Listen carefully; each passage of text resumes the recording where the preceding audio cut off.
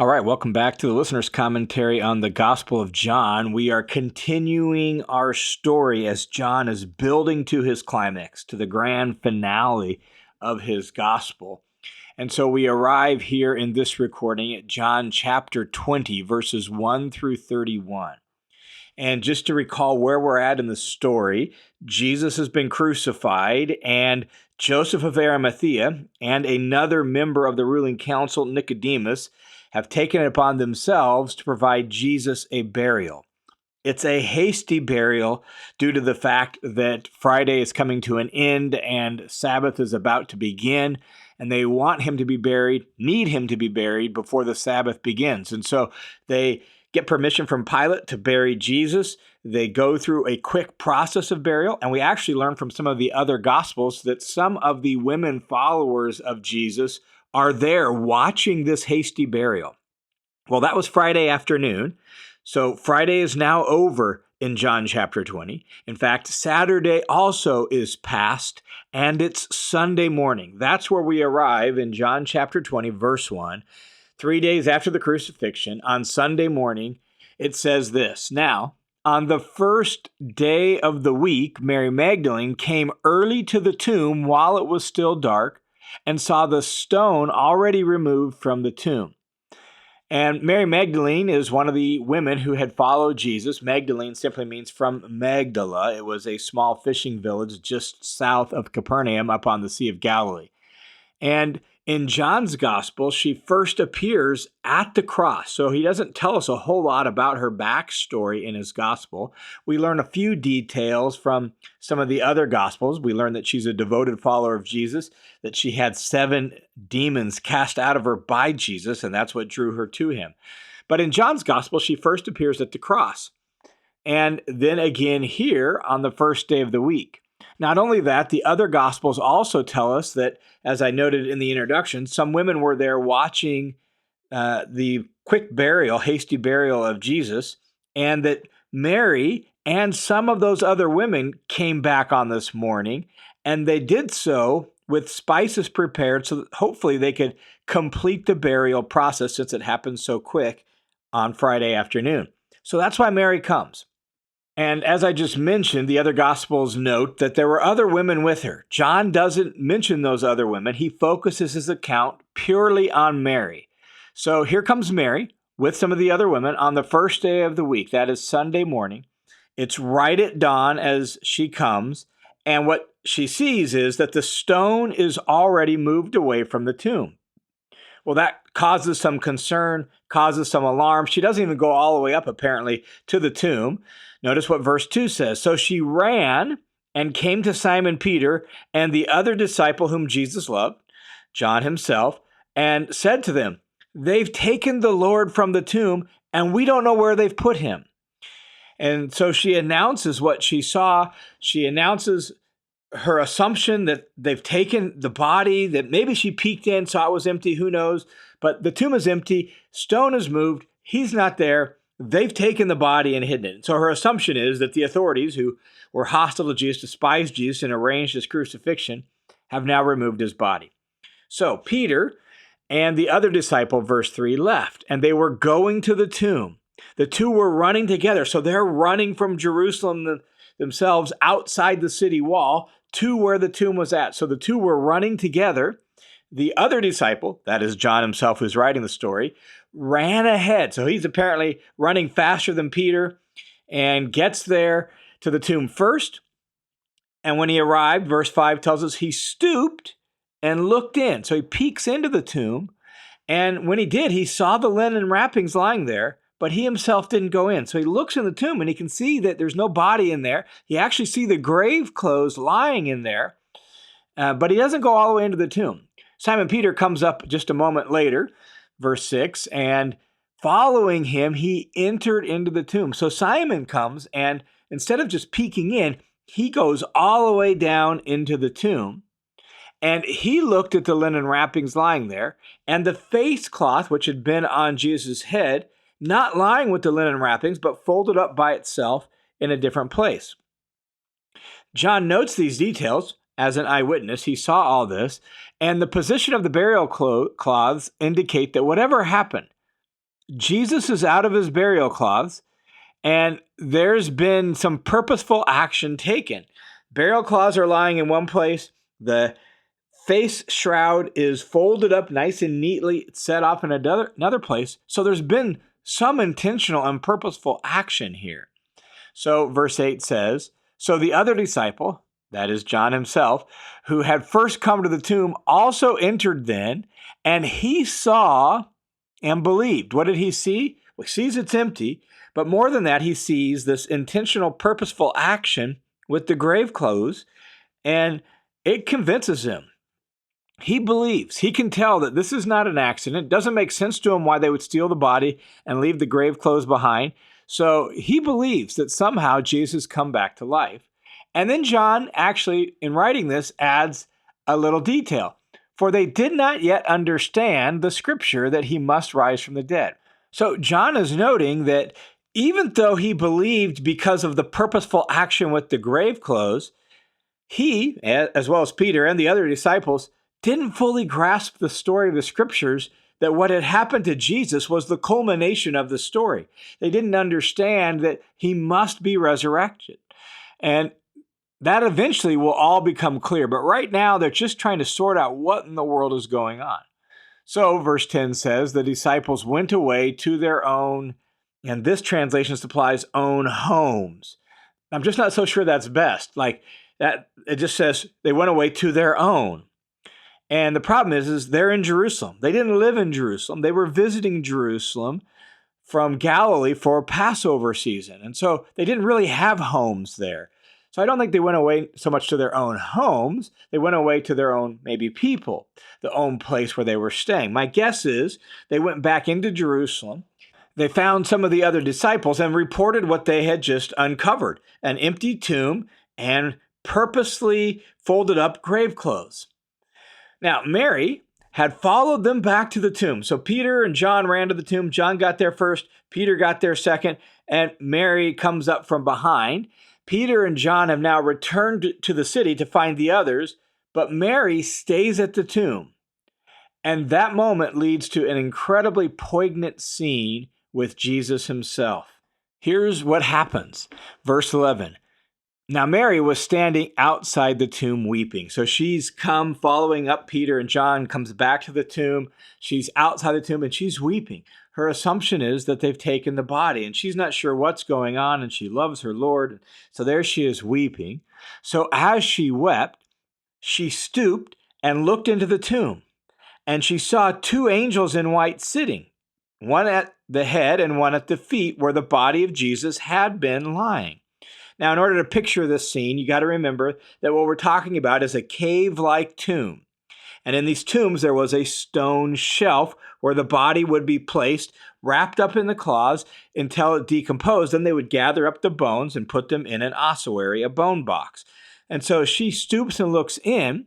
Here's this stone shelf that now makes like a bench.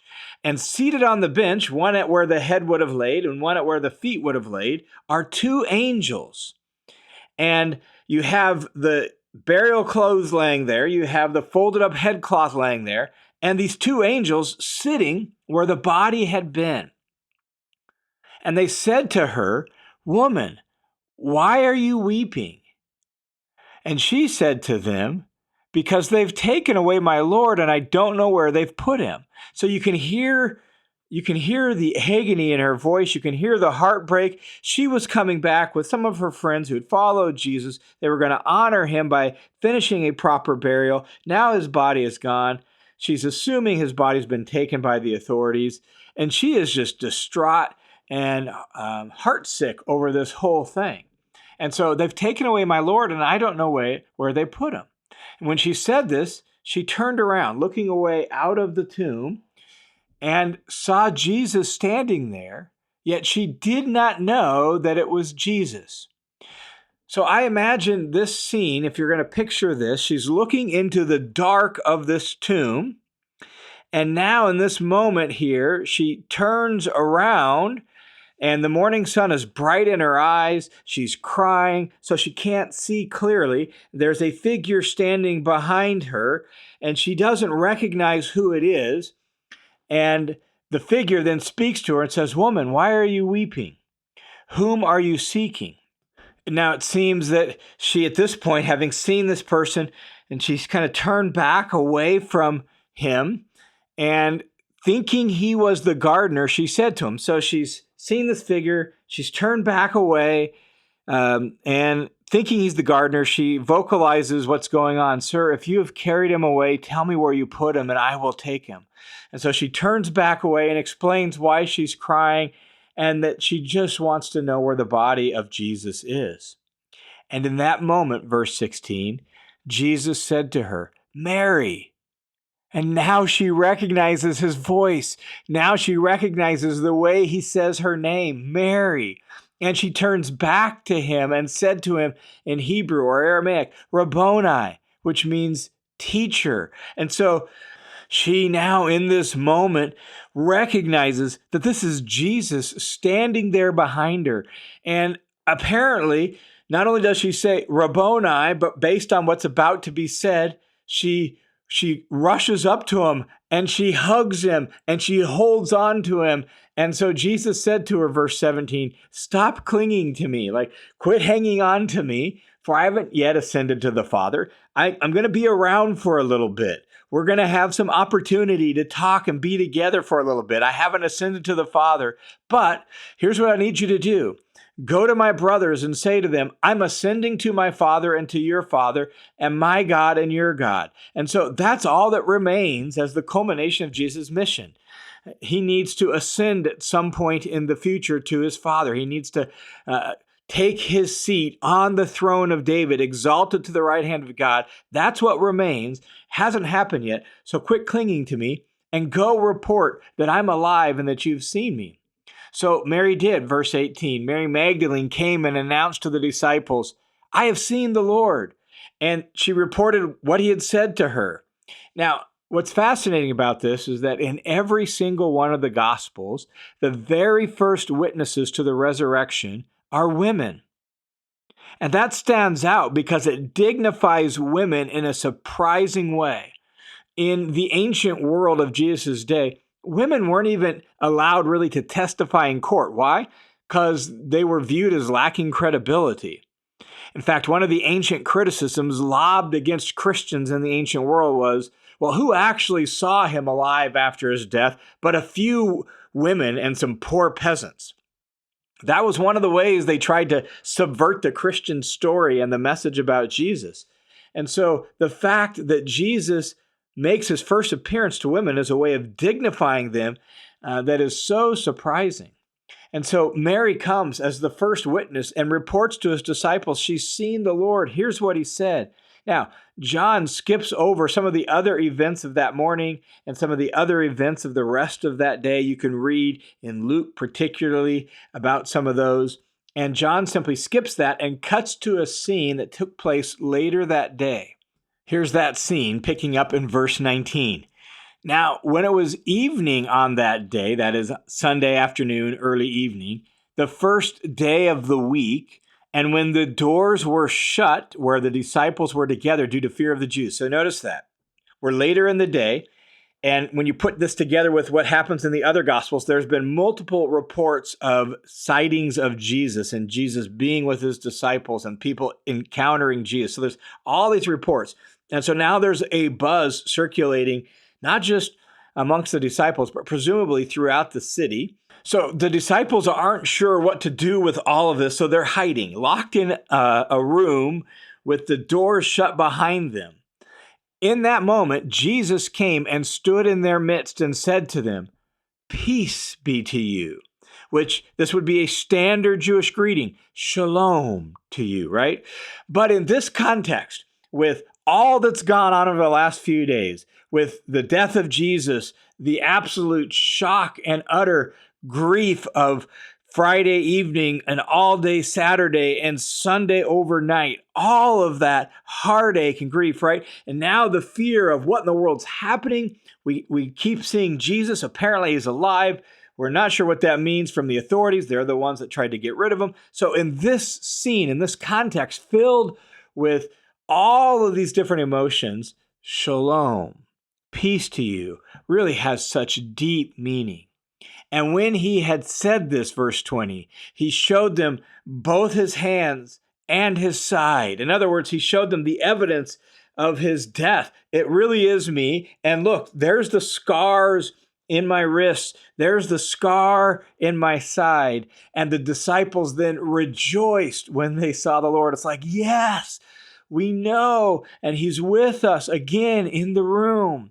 And just as he had told them a couple nights ago, remember the long upper room discourse that we read in 13, 14, 15, and 16. Well, just as Jesus had told them on that night that he was going away and they would be filled with grief, but then their grief would be turned to joy. Here's what happened. They rejoiced when they saw the Lord. So Jesus said to them again, "Shalom, peace to you. Just as the Father has sent me, I also send you." And the Father sending Jesus into the world to carry out this mission, that's been a major theme of Jesus' ministry in the Gospel of John. And now Jesus tells them he's doing the same. Just as the Father sent Jesus, Jesus is now sending them to carry on the mission of bringing the good news to the world. And when he had said this, verse 22, he breathed on them and said to them, "Receive the Holy Spirit." And in some ways, this brings the gospel full circle. John the Baptist had testified way back at the beginning of the Gospel of John in John 1:33 that Jesus was going to be marked by the Spirit and that he was going to baptize in the Spirit. That John said, "I didn't recognize him, but he who sent me to baptize in water said to me, 'He upon whom you see the Spirit descending and remaining upon, that's the one who will baptize with or in the Holy Spirit.'" That's John 1:33. Well, Jesus himself, his ministry was empowered by the Spirit of God. And he would then provide that same Spirit for others. And then in that upper room discourse on the night before his crucifixion, just a couple nights before this moment here in John 20, Jesus had informed the disciples multiple times that even though he was going away, he would send the Spirit, that God would pour out his Spirit, and he wouldn't leave them as orphans, but he would send them another helper. Well, here in this moment, when Jesus breathes on them, he's essentially saying, the moment has come for this to happen. And this visible action of breathing on them and saying, "Receive the Holy Spirit," well, in some way, it actually recalls what God did clear back at the beginning in Genesis chapter 2, verse 7, when God formed Adam out of the dust of the ground and then breathed on him, and Adam became a living being. And in a very real sense, this action by Jesus is sort of like recalling that, recapitulating that, and saying, here it is, the humanity restored. Here it is, life reborn. Receive the Holy Spirit. Now, there is a bit of a theological difficulty here, and that is, how does this fit with Luke's words in this time period after Jesus' resurrection, where Jesus told them to wait in Jerusalem for the promise of the Spirit, and that promise then of the Spirit being fulfilled on the day of Pentecost in Acts chapter 2. And Bible scholars have wrestled with this. Some have suggested that this moment here in John 20 was merely symbolic action that sort of prepared the way for Pentecost. Some have said it was sort of like an initial fulfillment of the giving of the Spirit, but the final fulfillment would be the day of Pentecost. I'm not totally sure that what's the best way to put it all together. And I also don't think we need to be too absolutely rigid about it. And the reason for that is because whatever exactly occurred here, the apostles themselves, the ones on whom Jesus breathed on and said, "Receive the Spirit," the apostles themselves, they didn't take this as the final fulfillment of the promise of the Spirit until Acts chapter 2, when the Spirit came upon them, and then they began to preach the gospel and carry out their ministry. So whatever's going on here that may not be totally clear, it probably is some sort of initial giving of the Spirit in view of the final giving of the Spirit on the day of Pentecost, but it's not totally clear. And so Jesus basically in this moment says that what I told you just a few nights ago is now becoming a reality. Receive the Spirit, and the Spirit's going to be the one that empowers them for ministry. And that's the idea. I'm sending you, here's the Spirit, so that you can carry on the work that I did by the power of the Spirit. And then Jesus says in verse 23, if you forgive the sins of any, their sins have been forgiven them. If you retain the sins of any, their sins have been retained. And for a parallel to that, you can see Matthew chapter 16, verse 19, as well as Matthew 18, verse 18. It seems to be a part of the apostles' authority as they go and make disciples and as they oversee congregation. And that authority then seems to continue in the church to correct erring brothers and sisters in the church. That seems to be what verse 23 is all about. And then John notes a detail about that appearance that evening there on Sunday evening. It's a detail that's going to set up the very next snapshot that he tells. Here's what he says in verse 24. But Thomas, one of the 12 who was called Didymus, was not with them when Jesus came. And so on this first Sunday morning after the resurrection, some of the disciples are together, but not all of them. And one of the ones that's missing is Thomas. And Thomas has a nickname, Didymus. Didymus simply means twin. Don't know whether he had a twin brother or why he was called that, but he was nicknamed Didymus, twin. And Thomas wasn't there that night. So later, when Thomas rejoined the group that evening, here's what happened. Look at verse 25. So the other disciples were saying to him, that is to Thomas, we've seen the Lord. But he said to them, unless I see in his hands the imprint of the nails, and put my finger into the place of the nails, and put my hand into his side, I will not believe.